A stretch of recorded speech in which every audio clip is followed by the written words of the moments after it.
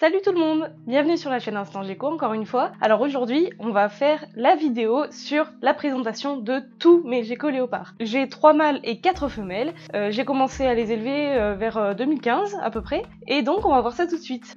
Alors voilà, le premier que je vous présente, il s'appelle Kaseki. Alors Kaseki, comme sa tête le montre, c'est un gros mâle. C'est un mâle qui est né en 2015, donc aujourd'hui il a environ 4 ans. Il vient d'un élevage, d'un très bon élevage qui s'appelle Gekomaniacs, qui est très connu. Du coup, Julie, hein.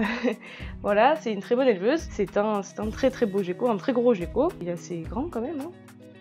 Concernant sa mutation génétique, c'est un tangerine, on le voit très bien, il est tout orange. Un tangerine carotte tail, parce qu'on peut voir que voilà, il a vraiment beaucoup d'orange au niveau de la queue. Il y a aussi du super blood dans le sang. Il est issu de 2 parents, mandarine super blood et un tangerine. Et voilà, et donc il sera papa cette année. Il a déjà été rencontrer sa dulcinée cette année, là, il y a quelques jours. Donc j'attends les petits avec impatience pour celui-ci. Donc voilà mon deuxième mâle. Donc c'est un bandit Noët qui provient de l'élevage Gecko-Look. Voilà, j'en suis particulièrement fière. Bon là, il est en mue, donc il est un petit peu pâle, mais on voit bien qu'il a de gros marquages. En fait, ça c'est la particularité des bandits, c'est qu'ils ont vraiment des très gros marquages noirs sur une couleur jaune. Alors lui du coup il est né en 2017, donc il va avoir 2 ans cette année, et il va pouvoir rencontrer sa petite dulcinée dès qu'elle sera prête, et avoir des petits bandits. Vous allez voir après, j'ai une autre femelle de la même mutation génétique, pour avoir des beaux petits, voilà, avec des marquages assez gras. Donc voici le dernier mâle que j'ai acheté, lui il s'appelle Fairis, voilà. Lui il est Trumper, donc lui c'est un albinos, il va pas trop aimer la lumière, donc je vais pas le montrer trop longtemps. Donc je vais voir si je le reproduis cette année ou pas, encore je suis pas tout à fait décidée. Alors voilà, donc ça c'était mes 3 mâles. Je leur ai choisi des petits noms comme ça, parce que moi j'aime bien leur donner des noms quand même, parce que j'ai pas énormément de reproducteurs. Alors si vous voulez, je vais vous dire l'origine de leur nom. Kumal, ça vient en fait d'un film que j'adore, qui est Les Deux Frères. C'était un film avec 2 tigres, je sais pas si vous vous en souvenez, ça fait un petit moment qu'il est sorti ce film. Mon tigre préféré c'était pas Sanga, c'était Kumal. Pour Kaseki, j'ai un peu cherché longtemps, mais comme il était vraiment très beau et qu'il avait vraiment de jolies couleurs, feu, et ça m'a rappelé vraiment le feu, je voulais quelque chose qui sonne un petit peu japonais aussi, parce que j'aime bien tout ce qui est manga, etc. Donc j'aime bien cette culture là. Donc du coup j'ai cherché un petit peu, et Kaseki en japonais, si je dis pas de bêtises, ça veut dire pierre de feu ou fossile, voilà. J'ai eu ces 2 significations là, mais les 2 me plaisaient. Et pour Fairis, je suis aussi une grande fan inconditionnée de l'anime Wakfu, et du coup j'ai décidé de l'appeler Fairis comme l'un des dragons qui est présent dans l'anime, donc il a un nom de dragon finalement. Alors maintenant je vais vous présenter mes femelles. Alors voilà ma première femelle, donc c'est pas la première que j'ai acquérie, hein, mais c'est la première que je vous présente tout simplement. Donc elle s'appelle Koi, c'est une tangerine aussi comme Kaseki, donc elle a beaucoup de orange, et c'est la femelle d'ailleurs que j'ai choisie pour Kaseki cette année. En fait ce qui m'a beaucoup intéressé chez elle, c'est ses points sur le dos, vous voyez, c'est pour ça que je l'ai appelée Koi, parce que ça me rappelait un petit peu voilà, les poissons koi, j'aimais bien. Donc là, c'est pareil, elle est dans une phase... Les tangerines changent beaucoup de couleurs en fait, ils vont se ternir, ils vont s'éclaircir, ça dépend des saisons, et surtout pendant la saison de reproduction comme maintenant. Là, elle est gestante pour le moment. Je sais pas si je vais arriver à vous le montrer en regardant sous son ventre tout à l'heure, mais ce qui me plaît aussi beaucoup chez elle, c'est ses yeux. C'est une de mes geckos préférées parce que elle est vraiment trop marrante. Dès que je dois lui apporter à manger, elle saute partout. Elle me saute dessus, c'est vraiment très... elle est trop mignonne quoi, celle-ci. Elle a vraiment un comportement qui change des autres, elle est très curieuse, elle est toute calme, toute gentille, franchement je suis trop contente de la voir. Et elle vient pas d'un élevage français, elle vient d'un élevage portugais, enfin c'est un éleveur portugais, il s'appelle Wabizor, je fais une petite pub si vous voulez aller voir ces geckos, ils sont vraiment magnifiques. Et c'est aussi de là d'où vient Fairis, donc mon mâle, et lui aussi d'ailleurs il est très sympa. Je sais pas si le caractère des éleveurs se transmet à leurs geckos, mais franchement les 2 que j'ai eu de cet éleveur sont vraiment très sympas. Alors maintenant je vais vous montrer une autre de mes femelles, donc ça c'est Ink comme une encre, hein. Elle porte assez bien son nom. Alors elle est assez petite, comme vous voyez par rapport à mes autres geckos, c'est vraiment un tout petit gecko parce que c'est une super maxno. Donc les super maxno, ils ont une caractéristique, c'est qu'ils ont les yeux complètement noirs et des points comme ça en ligne, assez alignés. Et celle-ci, elle a une queue assez bizarre. Bon, c'est comme ça. Voilà, la forme de sa queue est bizarre. Pourtant, c'est pas une queue de repousse, hein, c'est sa queue originelle. Parce que les geckos léopards peuvent perdre leur queue. Donc il faut faire très attention quand on les manipule et à ne pas les stresser pour pas qu'ils les lâchent. Parce qu'ils peuvent les lâcher en fait en autodéfense, comme beaucoup de lézards en fait finalement. Et je vais en profiter pour vous montrer quelque chose parce que j'ai beaucoup la question, notamment sur les groupes Facebook. Parfois, vous pouvez voir en fait derrière les pattes avant des sortes de boules de boules comme ça dessous.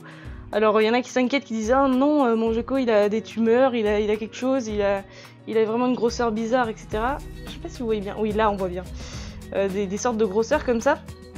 Faut pas s'inquiéter du tout, c'est juste des réserves de graisse, comme la queue finalement, des réserves de graisse et de nutriments. Donc il faut quand même faire attention à ne pas rendre son gecko obèse en lui donnant n'importe quoi et souvent la même chose à manger. Il faut varier le plus possible sa nourriture et des fois on peut voir apparaître ces boules de graisse. Donc chez les femelles c'est plutôt bien parce que comme ça elles ont des réserves pour les futures pontes, mais il faut quand même faire très attention. Au niveau de l'obésité, mais voilà, c'est pas quelque chose, c'est pas une maladie, c'est pas une tumeur, c'est pas, voilà, c'est normal, c'est des réserves de graisse. Donc voilà, et elle, donc elle est super maxno, et elle a une toute petite tache de couleur ici, une tache jaune, donc ça c'est ce qu'on appelle un paradoxe. C'est un marquage ou une couleur qui devrait pas être là à la base, comme un grain de beauté chez nous finalement. Je la trouve très très jolie. Donc je vais peut-être la reproduire cette année, je vais voir si elle me fait des ovulations, voilà, à suivre. Là on passe avec la petite Kali. Donc c'est ma deuxième bandit, donc ma femelle bandit, qui va aller se reproduire du coup avec Kumal. Donc j'adore vraiment celle-ci, voilà, elle est trop belle, elle a des superbes marquages sur la tête. Celle-ci c'est vraiment une de mes chouchoutes. Bon, remarque que je les aime vraiment tous, hein. C'est tous mes chouchous. Donc elle est née, elle est née en 2017 aussi, comme Kumal. Donc là elle est sur ses 2 ans. Donc au niveau de sa mutation, c'est une Bandit Bold Stripe, Zoroline, voilà, Smiley Face, parce qu'elle a juste un motif particulier sur la tête. On dirait qu'elle a un petit smiley, je sais pas si vous le voyez. Voilà. Donc voilà, donc c'est Zoroline, c'est une lignée en fait de marquage. C'est un marquage qui a été sélectionné chez les bandits. Voilà, elle a Bold, c'est parce qu'elle a une grande ligne en fait sur le dos, vous voyez. Donc c'est très joli, moi j'adore. Et voilà, elle a des marquages qui se sont vraiment intensifiés au fil du temps. Je vais peut-être du coup vous mettre son évolution pour que vous voyez bien comment un gecko léopard change au fur et à mesure du temps. C'est la Kali. Et j'aurai donc ces petits, si tout va bien, cette année. Elle n'a pas encore ovulé, mais ça ne saurait tarder. Et on va terminer en beauté avec ma première gécotte qui est Shinome. Voilà, son nom c'est pareil, ça vient de Wakfu, c'est une dragonne dans Wakfu. Voilà, donc ça c'est ma première gécotte, mais aussi ma plus grosse femelle, vous voyez, et en fait elle est giant.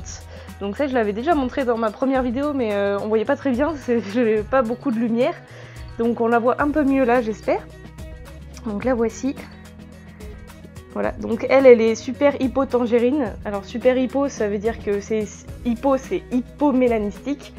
C'est-à-dire qu'il y a une réduction des pigments noirs sur la peau, donc il n'y a pas de taches en fait. Il n'y a pas de taches sur le corps. Elle va avoir 4 ans cette année. Elle est née en 2015. Et puis voilà, je l'adore quoi. C'est une grosse mémère, hein, vous voyez, elle a pas mal de réserves. Mais ça date même d'avant son hivernation. Ça, l'hivernation, je vous en parlerai dans une autre vidéo. Je suis assez contente parce qu'elle a quand même des belles réserves pour aborder cette nouvelle saison de reproduction 2019. Voilà. Et donc en même temps que je vous parle, en fait, je fais la pesée de mes geckos parce que je fais régulièrement une pesée pour surveiller l'évolution de leur poids et si tout va bien. Et là, elle est à 104 grammes, donc elle porte bien le gène Giant parce que pour avoir un gecko qui pèse plus de 100 grammes, déjà faut y aller. Et voilà, elle atteint facilement les 100 grammes, c'est même son poids de forme, ça doit être autour de 90-100 grammes. Pour une femelle, c'est quand même pas mal. Donc voilà, cette vidéo est à présent terminée. J'espère que ça vous a plu et que vous avez trouvé mes geckos jolis, parce que moi je les aime beaucoup.